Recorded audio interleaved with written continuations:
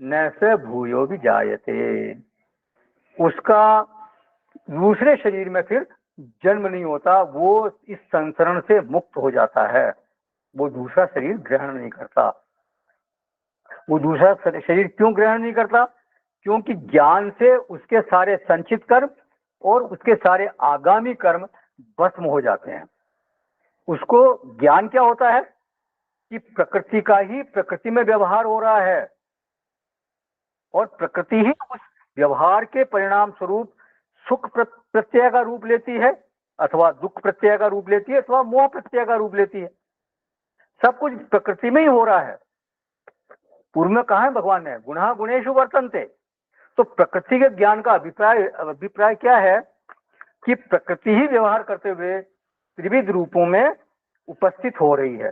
जैसे जल की लहरें एक दूसरे से खेलती हैं, एक दूसरे के साथ व्यवहार करती हैं, सब कुछ व्यवहार वो जल का जल में ही हो रहा है। उसी तरह से यहाँ गुणों का गुणों में ही वर्तन हो रहा है।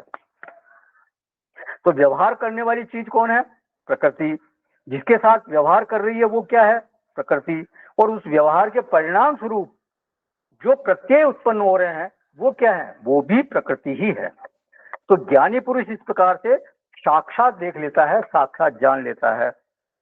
आगे 14वें अध्याय में भगवान कहेंगे, नान्यम गुणेभ्य कर्तारम यदा दृष्टानुपश्यति गुणेभ्यश्च परम वेत्ति मद्भावम सोऽधिगच्छति।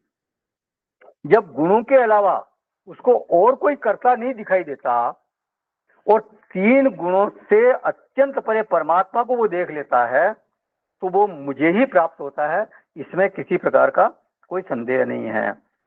तो जब इस प्रकार की स्थिति बनती है तो ये सर्वथा वर्तमान अपि न स भूयो भी जायते, ये वाक्य फिर वहां घटित हो जाता है उस पुरुष में।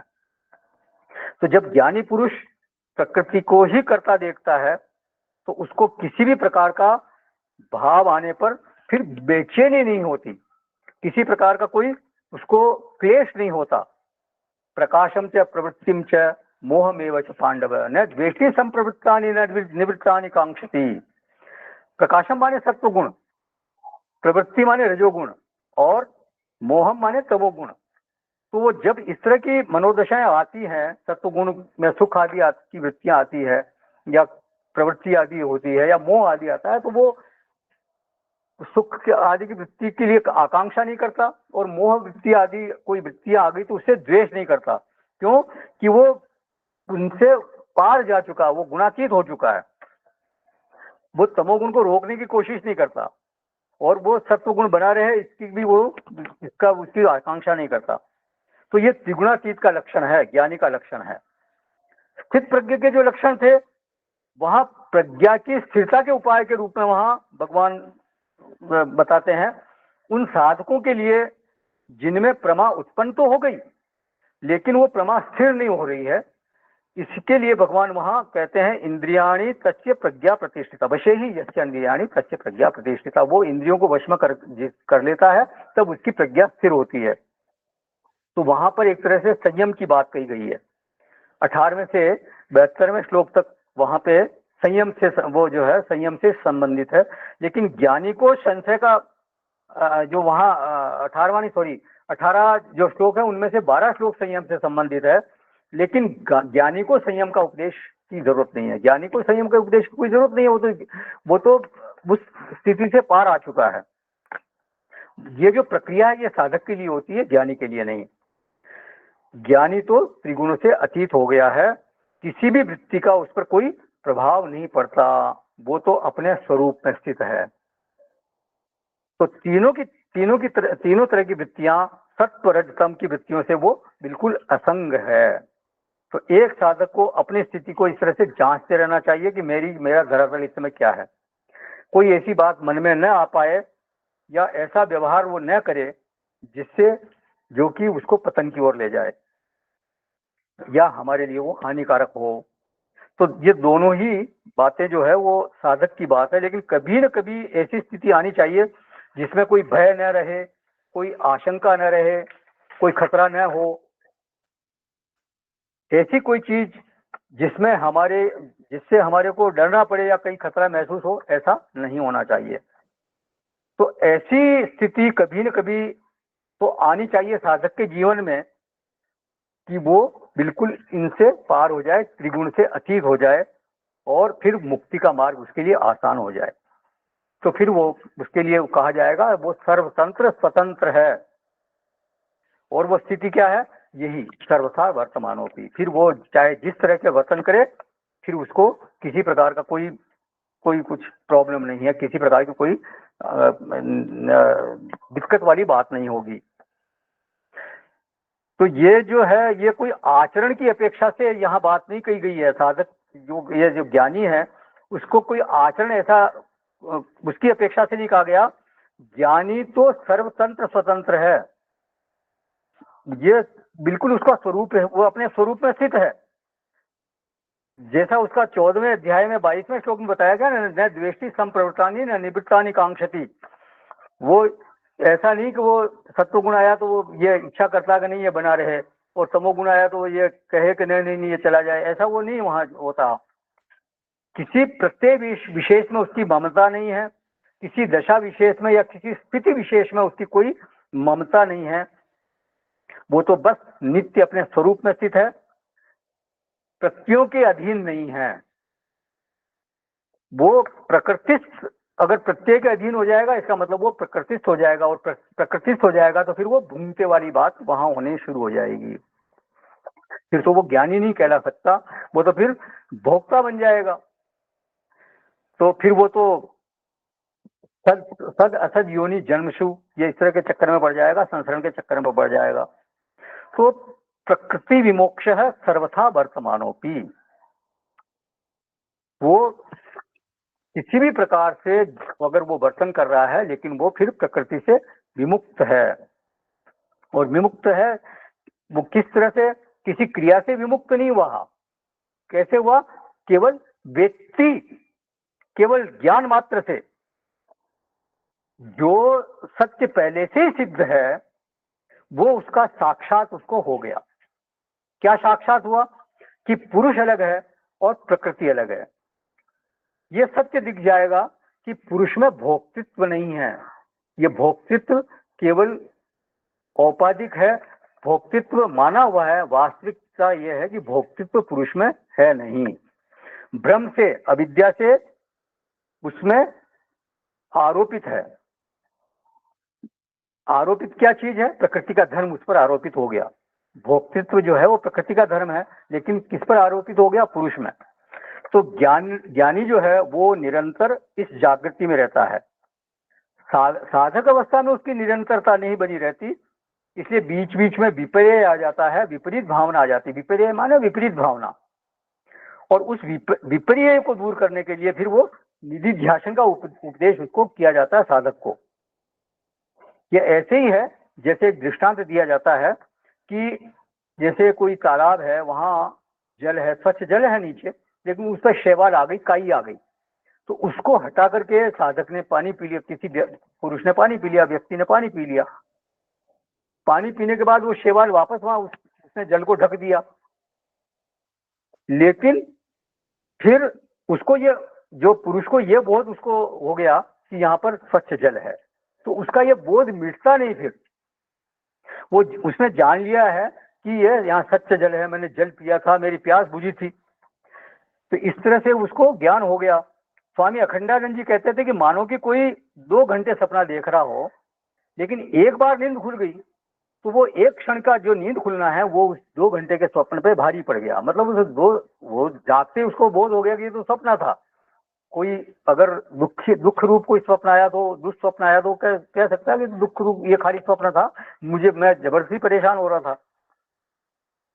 उसी तरह से कोई सैकड़ों वर्षों का कहीं कोई कमरे में अंधकार है, तो एक क्षण के लिए कोई तीली जला दे वहां पे, तो वो अनंत वर्षों का अंधकार एक क्षण में समाप्त हो सकता है।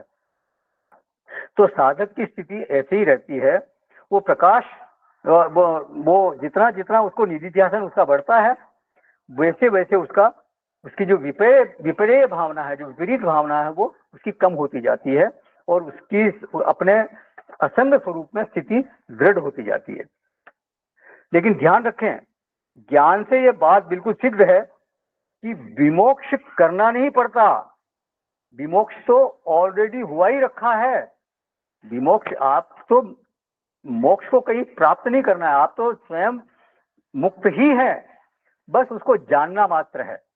आत्मा तो सततम प्राप्त है, अपि अप्राप्त विद्या। आत्मा सततम प्राप्त ही है, वो अविद्या के द्वारा अप्राप्त वस्तु मालूम पड़ती है। मतलब आप मोक्ष तो आपका सतत है, अविद्या के कारण वो आपको पता नहीं है। तो केवल व्यक्ति, वहां कोई क्रिया की बात नहीं है, केवल जानने की बात है। चौथे अध्याय में भगवान ने कहा जन्म कर्म च में दिव्यम एवं यो वेत्ति तत्वतः। और 10वें अध्याय में भी कहा यो मामजम अनादिम च वेत्ति लोक महेश्वरम असमूढ़ समर्थेषु सर्व पाप ही प्रमुच्यते। तो केवल साधन यही है, वेत्ति। जल को गर्म करना पड़ता है, वो क्रिया साध्य है, लेकिन अग्नि को, उसको कभी गर्म नहीं करना पड़ता। अग्नि तो गर्म है, केवल ये जानना मात्र है कि भाई अग्नि गर्म है। अग्नि तो उष्ण है, केवल उसको जानना है। तो जानने से पता चल जाएगा, वहां कुछ करने की जरूरत नहीं है। इसी तरह से चित्त को असंग करना पड़ता है, लेकिन आत्मा को असंग करने की कोई आवश्यकता नहीं, वो तो असंग ही है। चित्त को निर्मल करना पड़ता है, आत्मा तो स्वयं बिल्कुल निर्मल है, उसको निर्मल करने की जरूरत नहीं, वो तो सदा एकदम पवित्र है, निरंजन है, उसको कोई अंजन लगी ही नहीं सकती, कालिक लगी नहीं सकती। तो इसलिए वेत्ति, भगवान बार बार बोलते हैं एवं यो वेत्ति यज् ज्ञात्वा अमृतमश्नुते यज् ज्ञात्वा मोक्ष से अशुभात। मतलब केवल ज्ञान से, केवल जानने मात्र से ही सब कुछ आपका सिद्ध हो जाएगा।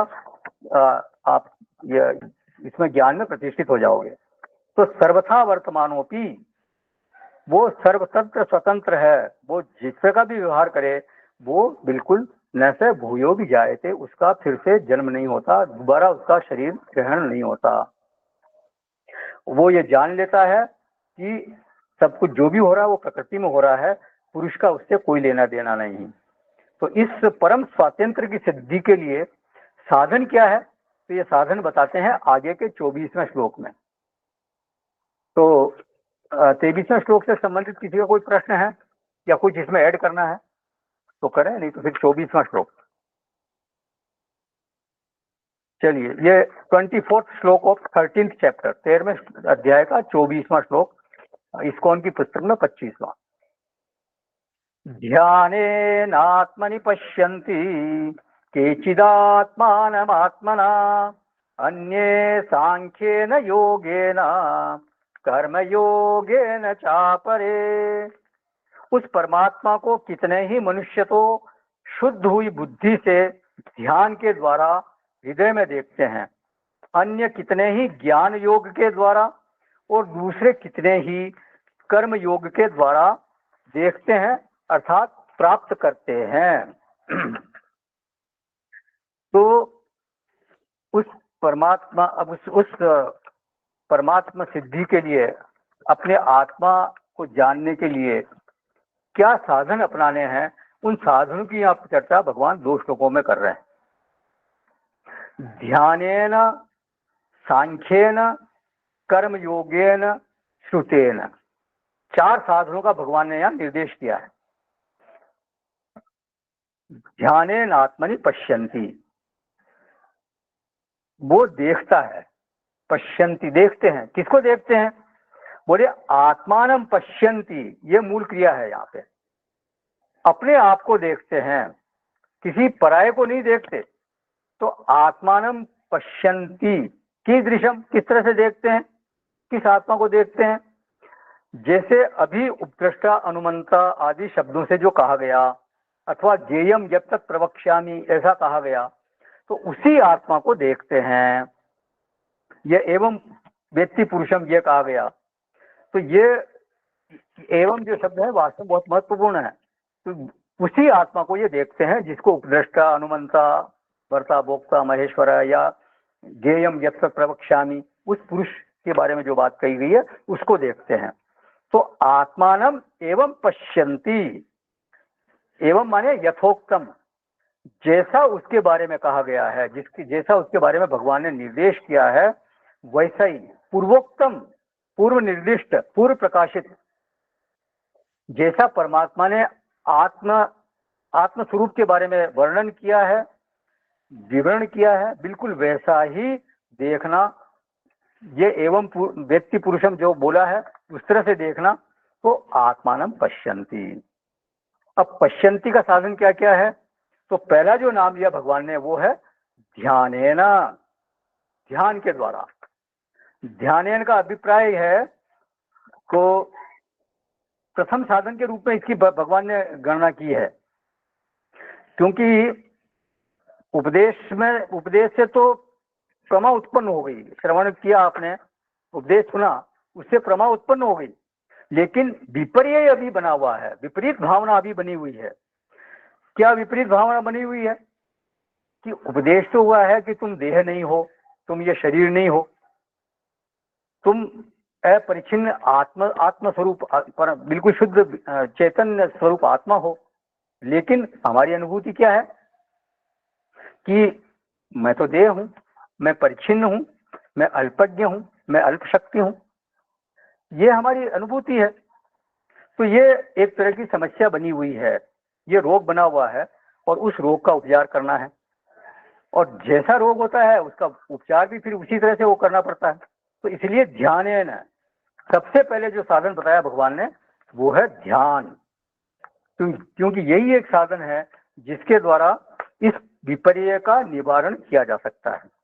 तो भाष्यकार ने यहाँ ध्यान शब्द की व्याख्या की है, बोलते हैं ध्यानम नाम शब्दादिभ्यो विषयेभ्यः श्रोत्रादीनि कर्णानि मनसी उपसंहृत्य। बोले शब्दादि विषयों से श्रोत्र आदि जो कर्ण हैं उनको हटा देना और उन्हें मन में लगाना। ध्यान किसको कहते हैं? ध्यान में जो सबसे पहली घटना घटती है वो है उपरामता। अगर चित्त को हम अवांछित स्थान से समेट नहीं पाते, वो उसको वहां से हटा नहीं पाते, तो ध्यान में हमारा प्रवेश कभी नहीं होगा। उपरामता मतलब उस विषय से हटा लेना, वहां से अपने चित्त को अलग कर लेना। तो अगर ये उपरामता की सामर्थ्य अगर किसी में नहीं है तो वो ध्यान में कभी प्रवेश उसको मिल नहीं सकता। तो उपरामता की सामर्थ्य एक साधक को बढ़ानी चाहिए और स्वयं उसको जांचते रहना चाहिए कि अपने चित्त को मैं अवांछित क्षेत्रों से, अवांछित विषयों से कितनी दृढ़ता से हटा सकता हूँ, खींच सकता हूँ, खींच पाता हूँ या नहीं खींच पाता हूँ। तो ध्यानम नाम शब्दादि विषयेभ्य कर्णानि उपसंहृत्य। अब शब्दादि की उपलक्षणा से सारे विषय ले लेना चाहिए। मतलब शब्द का मतलब ये नहीं है केवल भाई मैंने केवल सुनना बंद कर दिया। मतलब आपका जो खान पान है, आपका घर बार है, धन संपत्ति है, रिश्तेदार है, मित्र हैं, ये सबके सब विषय के अंतर्गत आते हैं। तो कई बार साधक इसका अर्थ केवल ये ले लेते हैं कि शब्द नहीं सुन रहा बस। तो ये शब्दादि विषय का अर्थ केवल शब्द नहीं है, वो जितने भी और विषय हैं, जितनी भी चीजें हैं, जितने भी लोग हैं जिनसे हमारा मन जुड़ा हुआ है, जिनसे हमारा संबंध बना हुआ है, वो जहाँ रहते हैं, उनका जैसा रूप है, वो सारे के सारे विषय के अंतर्गत आएंगे। तो 20 की तरह की चीजें हैं विषय के अंतर्गत। तो जब कहा जाता है 5 विषय, तो ये 5 विषय क्या है? ये पूरा जगत जो है वो 5 विषय के अंतर्गत समाया हुआ है। तो विषय से कर्णों को या मतलब इंद्रियों को उपराम कर लेना। अच्छा, कर्ण जब विषय से उपराम हो गए, मतलब आपकी इंद्रियां उपराम हो गई, तो उनको फिर लगाना कहाँ है भाई? विषय से वो हट गए, लेकिन उनको कहाँ रखे? फिर इंद्रियों को कहाँ रखे? क्योंकि कहीं न कहीं तो इंद्रियों को रखना पड़ेगा। तो बोलते हैं मनसी, मन में उनको लगाइए। इसका अभिप्राय है कि जो 5 करण है वो या तो मन से अभिन्न होकर रहें, बिल्कुल मन के साथ बिल्कुल जुड़कर रहें, और नहीं तो फिर विषयों में वो फिर जाएंगे ही जाएंगे। अगर वो मन के साथ जुड़े हुए नहीं रहेंगे तो फिर विषयों में जाएंगे। कर्ण वैसे तो क्या है कि गोलक में रहते हैं, जैसे अपनी कर्णेंद्रिय है, इस बाहरी गोलक में। वो इंद्रिय जो है वो तो बहुत सूक्ष्म है, वो दिखाई नहीं देती। ये बाहर जो दिखाई देते हैं ये गोलक है। ये नेत्रेंद्रिय जो है वो बिल्कुल सूक्ष्म है, वो दिखाई नहीं देती। ये बाहर जो आंख दिख रही है ये गोलक है। तो ये कर्ण जो है वो गोलक में रहते हैं। ये प्राथमिक बात है। ये कह सकते थे भगवान कि शब्दादि विषयों से अलग करके कर्णों को उनके गोलक में रख दो, लेकिन ये नहीं कहा। क्या कहा उन्होंने? मनसी, उपसंहृत्य मनसी, उसको उनका उपसंहार वहां से उनको उपराम करके मन में रखे। तो ये बिल्कुल अनुभव सिद्ध बात है कि जब इंद्रियां उपराम हो जाती है तो मन से अभिन्न हो जाती हैं।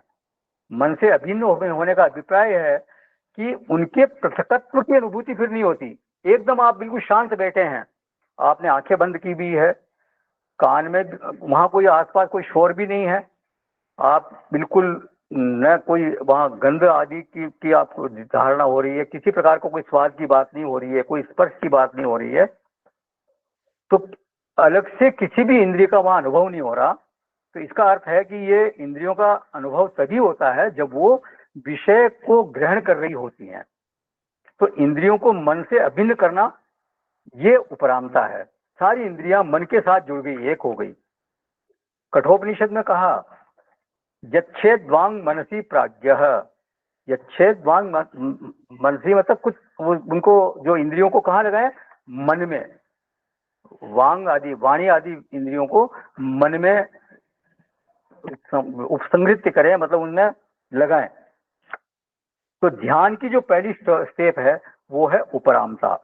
इसी को योग दर्शन में कहा गया प्रत्याहार। आपने सुना होगा, यम नियम आसन प्राणायाम फिर प्रत्याहार, ये पांचवी स्टेप है। तो उपरामता हो गई इंद्रियों की मन में। अब मन का क्या करें?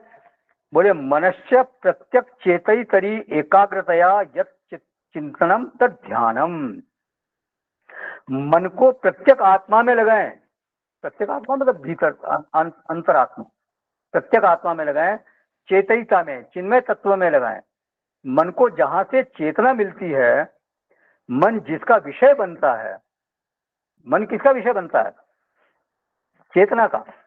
तदृश्यम चित्तु मानसम, तो दृश्याधिवित्तीय साक्षी, जो साक्षी है वो उसका ये मन जो है वो दृश्य बनता है। मतलब जो मन जिसका विषय बनता है वो एकाग्रतया, मन केवल और केवल आत्मा का चिंतन करे, वो आत्मोन्मुखी हो बस। तो जो इंद्रियां हैं उनको तो मन में समाहित कर दिया, मन के साथ एक रूप कर दिया, मन में उनको समाहित कर दिया और मन को आत्मा में लगा दिया। तो मन जो है वो एकाग्र हो, एक अग्र होना चाहिए, अनेकाग्र न हो, बस ये खास ध्यान रखें। तो एकाग्रतया यत् चिंतनम तत् ध्यानम, चिंतनम यत् ध्यानम लिखा यहाँ पे भाष्यकार ने। मनश्चित्ती, योग दर्शन में क्या कहा गया? मनश्चित्ती वृत्ति निरोध है वेदांत। लेकिन वेदांत का ध्यान क्या है? यत् चिंतनम तत् ध्यानम। यहाँ चित्त वृत्ति निरोध की बात नहीं कह रहे हैं, चिंतन की बात कर रहे हैं। इसी को निधिध्यासन बोलते हैं। योग दर्शन में वृत्ति के निरोध की बात है, वहां असंगता का बोध होता है, तो वृत्ति से असंगता के कारण दृष्टु स्वरूपे अवस्थानम ऐसा वहां कहा गया। लेकिन वेदांत में क्या बात है? व्यक्ति की तरफ ध्यान है। तो चिंतनम चेतयितरी यत् चिंतनम तत् ध्यानम, मतलब जो चेतन का ध्यान करना, उसके बारे में चिंतन करना, वही ध्यान है। मन के द्वारा मन को एकाग्र करके उस चेतन तत्व में लगाना, उस चेतन तत्व का चिंतन करना, एक वृत्ति के बस एक ही वृत्ति रहे निरंतर, वो ध्यान कहलाता है। श्रुति में ध्यान की उपमा दी गई है। छांदोग्य उपनिषद में भाष्यकार उद्धृत करते हैं, छांदोग्य उपनिषद की यहाँ का उदाहरण देते हैं। शिष्य को गुरु बताते हैं, देखो बगुला कैसे ध्यान करता है, ध्यायतीव बकः। बगुले का ध्येय हो सकता है ठीक नहीं हो, क्योंकि उसका ध्येय तो मछली को पकड़ना है, लेकिन जहां तक उसके ध्यान की बात है वो एकदम बिल्कुल एकदम ध्यान मग्न रहता है, एक ही तरफ उसका ध्यान है। उसकी सारी की सारी जो इंद्रियां हैं वो मन के साथ है और मन ध्येय में है, मछली में है, तो संपूर्ण एकाग्रता वहां है। तो ध्यान परायण जो ऋषि है वो पृथ्वी की जो अभिचलता है उसकी ओर, उसकी निश्चलता को देख करके बोलते हैं ध्यायति पृथ्वी। इसका मतलब है कि ध्यान का एक साफ साफ जो लक्षण है वो है चंचलता वहां नहीं होनी चाहिए, हिलना डुलना नहीं होना चाहिए। शरीर में तो हिलना डुलना नहीं हो, मन में भी बिल्कुल हिलना डुलना नहीं होना चाहिए। फिर कहा ये जो बड़े बड़े पहाड़ हैं ये भी ध्यान कर रहे हैं, ध्यायतीव पर्वताः। तो जो ऋषि लोग हैं वो ध्यान करते हुए ही सृष्टि को देखते हैं कि सृष्टि में सब कुछ, सब जो चीजें हैं वो ध्यान कर रही है। उनको लगता है कि सृष्टि में सबके सब जो पृथ्वी है, पर्वत है, वायु नहीं चल रही है, स्थिर है, या वृक्ष बिल्कुल स्थिर खड़े हैं, तो वो एक तरह से मानो कि ध्यान कर रहे हैं। तो जैसे इस तरह की उपमाएं दी गई है ना पहाड़ आदि की, मतलब वो बिल्कुल अविचल होकर ध्यान कर रहे हैं, उसी तरह से तुम्हारे को भी बिल्कुल अविचल होकर के, बिना हिले डुले, एकदम स्थिर मन होकर के फिर ध्यान करना चाहिए। छठे अध्याय में भगवान ने ध्यान की प्रक्रिया का विस्तार से वर्णन किया। वहां पे तत्रैकाग्रम मनः कृत्वा यत चित्तेन्द्रिय क्रियः उपविश्यासने युञ्जात योगम आत्मविशुद्धये। कि आसन पर बैठकर चित्त और इंद्रियों की क्रियाओं को वश में करके फिर मन को एकाग्र करके अंतःकरण की शुद्धि के लिए वो योग का अभ्यास करता है। और समम काय शिरो ग्रीवम धारयन्न चलम स्थिरः संप्रेक्ष्य नासिकाग्रम त्वं दिशश्चानम लोकयन्। वो नासिका के अग्रभाग पर दृष्टि जमाकर इधर उधर दिशाओं को नहीं देखता, और गले, काया सिर और गले को एक दिशा, एक सीध में धारण करता है, एक तरह स्थिर होकर के फिर वो ध्यान करता है। तो ध्यान के मार्ग में जो बाधाएं आ सकती हैं उनको जान करके उनको दूर करने का प्रयास एक साधक को करना चाहिए, और ध्यान साधना में फिर वो प्रवेश उसको करना चाहिए। क्योंकि देखिए साधना साधना के बिना अगर कोई है, साधना रहित कोई अगर साधक है, तो फिर वो विद्या प्राप्त करना चाहे तो वो विद्या प्राप्त नहीं कर सकता। इस मार्ग में, अध्यात्म के मार्ग में साधना जो है वो पहली शर्त है। और जब ध्यान साधना में मन अगर रमने लग जाए किसी का, तो फिर धीरे धीरे उसको स्वतंत्रता की अनुभूति होने लगती है। फिर ध्यान से उसको हटने का मन नहीं करता, वो ध्यान में ही लगा रहना चाहता है। ऐसे महापुरुषों का अनुभव है, ऐसा महापुरुष बोलते हैं। तो बोलते हैं श्रुति ने चूंकि ऐसी उपमा दी है, तो इससे सिद्ध क्या हो रहा है कि तैल धारावत मन को ऐसी दिशा में हमको ले जाना है जहां तेल की धार की तरह बिल्कुल स्थिर चित्त हो, अविच्छिन्न अखंडता का एक प्रवाह हो। एक धार, जैसे तेल की धारा बिल्कुल एक धार में बहती है, उस तरह से चित्त, या दीपक की लो जैसे एक समान चलती है, उस तरह से चित्त की जो वृत्ति है एक ही वृत्ति रहे, उसमें खंड न हो। वहां सजातीय प्रत्यय चल रहा हो, विजातीय प्रत्यय न आने पावे। तो विजातीय प्रत्यय बीच बीच में आने कम हो जाए, ये ध्यान जरूर रखें, या न आवे, इस तरह का प्रयास होना चाहिए। अगर 5 मिनट के लिए भी आपका ऐसी स्थिति बन गई कि विजातीय प्रत्यय न आए, तो इसका मतलब 5 मिनट तो आपका बिल्कुल तेल धारावत ध्यान हो गया। उपदेश सार में कहा वहां पे रमण महर्षि ने, आज्य धारया स्रोतसा समम सरल चिंतनम विरलतः परम। जैसे तेल की धारा होती है, वो उस तरह से ये सारे जो चिंतन है, ये तेल धारावत चिंतन होना चाहिए। सरल चिंतन का का अभिप्राय यह है कि वो बिल्कुल एकदम तेल धारावत होना चाहिए। विरल का मतलब खंड हो गया वहां, तो खंड नहीं होना चाहिए, सरल चिंतन होना चाहिए। तो विजातीय वृत्ति न आवे, सजातीय वृत्ति ही एक साथ चले। चिंतन हो रहा है लेकिन एक ही विषय, एक ही आत्म तत्व का ही चिंतन हो रहा है, उसके अलावा कोई चिंतन नहीं हो रहा।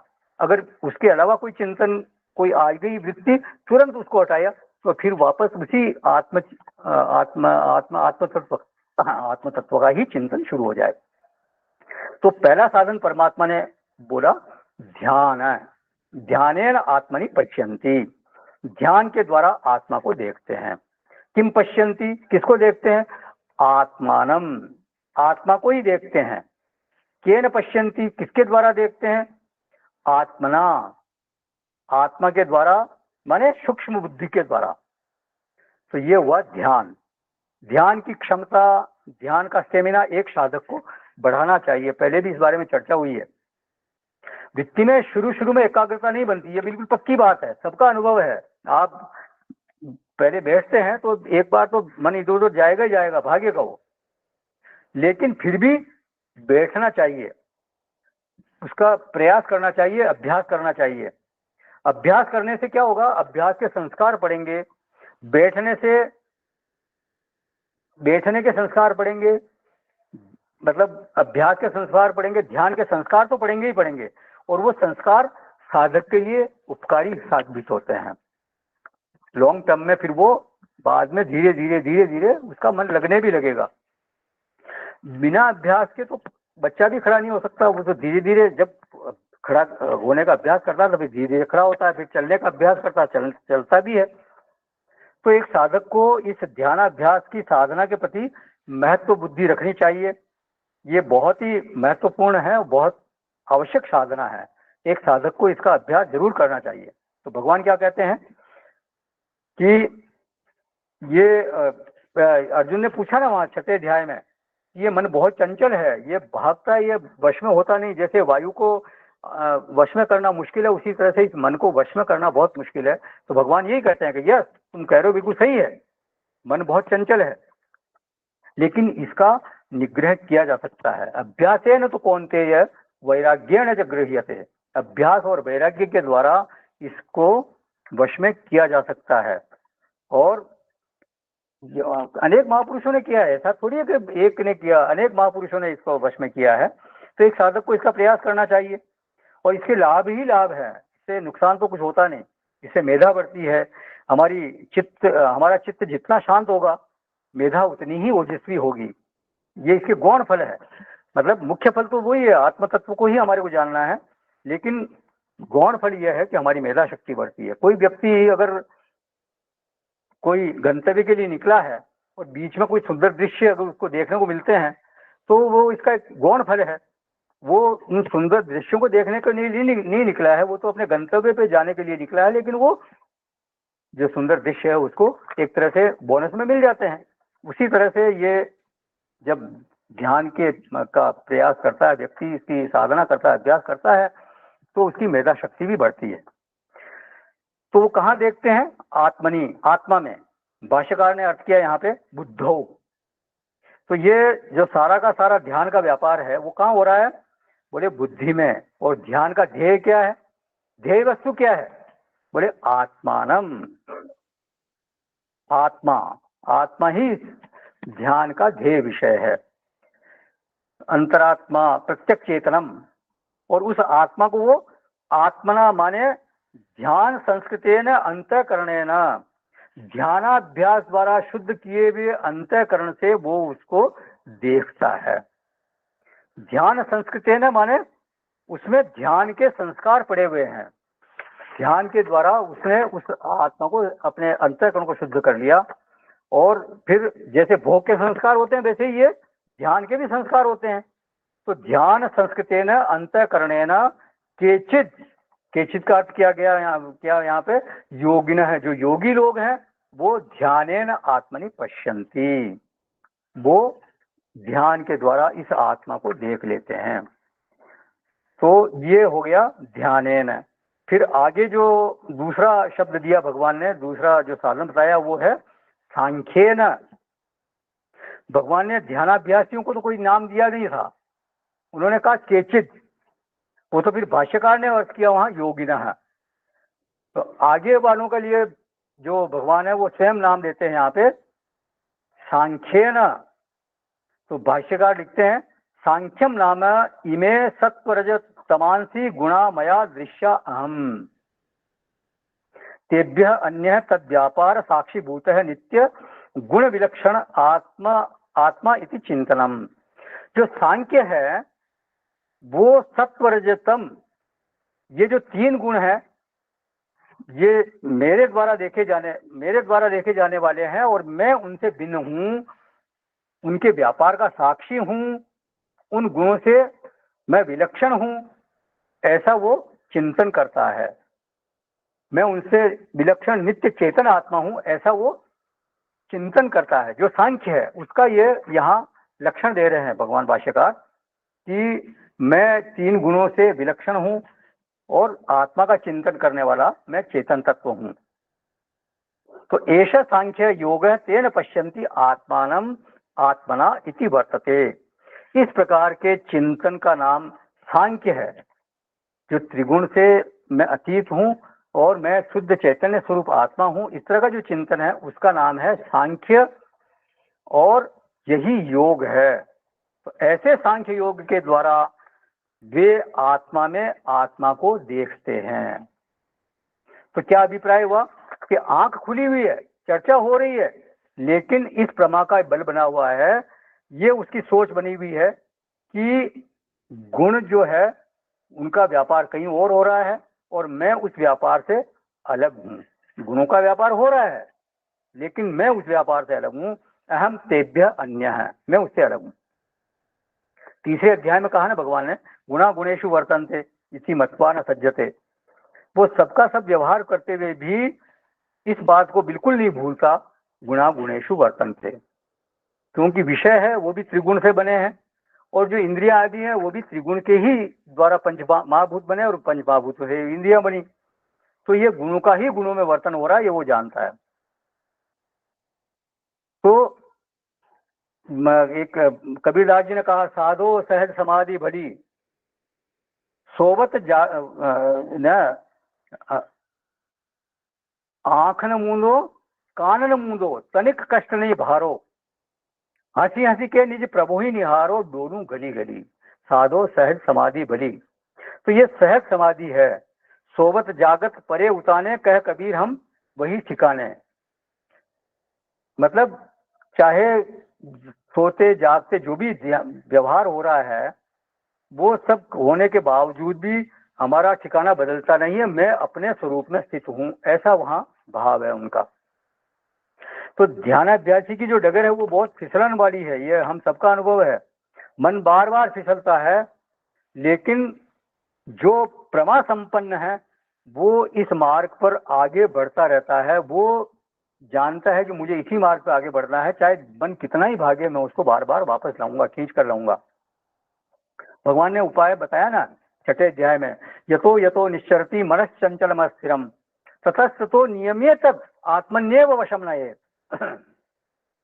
ये अस्थिर और चंचल मन वहां जिस जिस विषय के निमित्त से भाग कर विचरण करता है, बाहर जाता है, वहां से उसको रोक करके, वहां से उसको हटा करके बार बार आत्मा में ही लगाए। यतो यतो निश्चरति मनश्चंचलम अस्थिरम, चंचलम अस्थिरम ततस्ततो नियम्येत, उसको वापस नियम उसमें लाओ, उसको नियमन करो। कहाँ? आत्मन्येव, आत्मानी एव, आत्मा में ही उसका वापस नियमन करो, आत्मा में ही उसको लगाओ।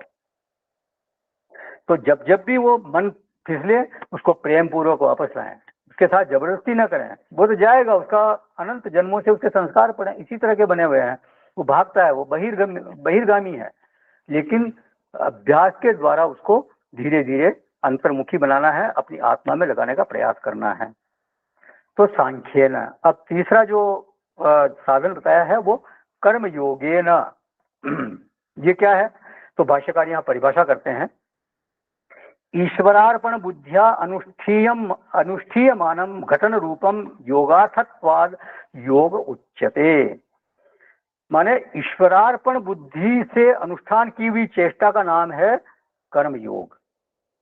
माने प्रभु का दास बन करके, प्रभु का सेवक बन करके सारी चेष्टाएं करना। जो भी आप चेष्टा करो वो प्रभु के निमित्त से करो, उन्हीं के सेवक बन के, उन्हीं के दास बन के, उन्हीं के लिए करो। यत् करोति यदस्नासि यज्जुहोसि ददासि यत् तपस्यसि कौन्तेय तत् कुरुष्व मदर्पणम। सब कुछ मेरे लिए अर्पण कर दो। तो प्रभु का दास बन करके, उनका सेवक बन करके जो भी चेष्टा करें उनके लिए करें। और वो घटन रूपम वो जोड़ता है, योग का सामर्थ्य बढ़ाता है, इसलिए उसको योग कह देते हैं। मतलब ऐसा जो आप इस तरह का भाव लेकर के आप कार्य करते हो तो वो आपका योग इसलिए कह देते हैं क्योंकि वो योग की सामर्थ्य बढ़ाने वाला होता है।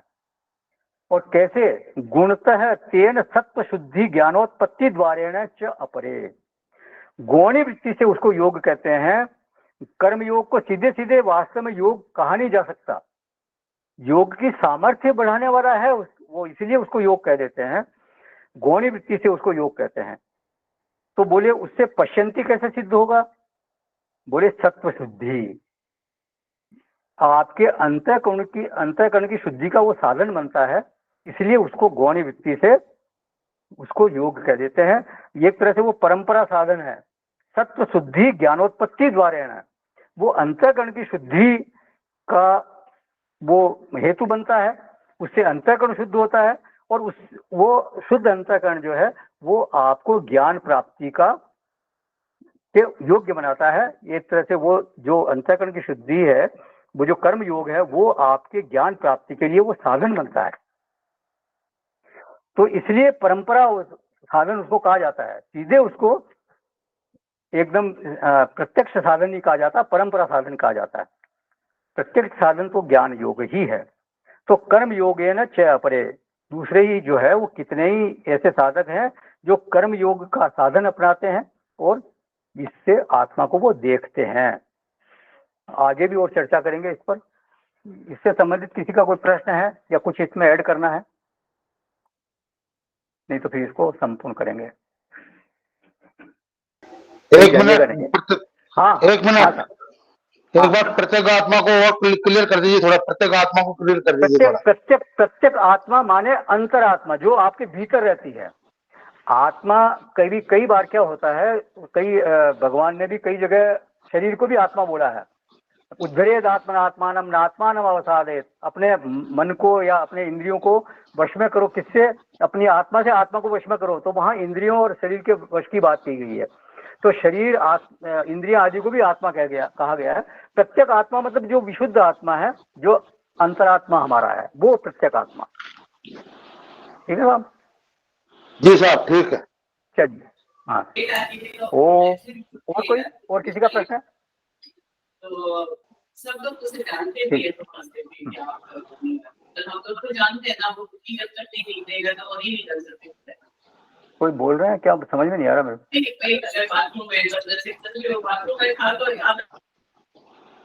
नहीं।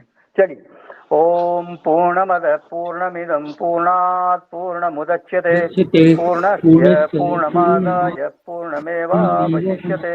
ओम शांति शांति शांति। हरि ओम। श्री गुरुभ्यो नमः। हरि ओम।